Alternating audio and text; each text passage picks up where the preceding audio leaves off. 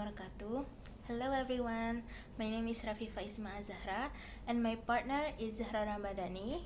Today we are going to perform a short dialogue between Jill and Jake. So let's get started. Hey Jill, did you go to the school reunion last Saturday? Yes, I did. It was absolutely amazing to catch up with all friends. Who did you meet there? I ran into Sarah and Ben. They've completely changed. Sarah moved abroad and Ben started his own business. Wow, that's pretty impressive. Did you all hang out for long?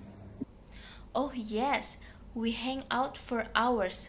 We even looked through our old yearbook and laughed so hard at the photos. That sounds fun. Did you talk about the trip we took in high school? Definitely, we all talk about the camping trip. Remember how you got lost in the woods? That story still cracks everyone up. I will never forget that. Did anyone else from our group show up? Unfortunately, Mike didn't come.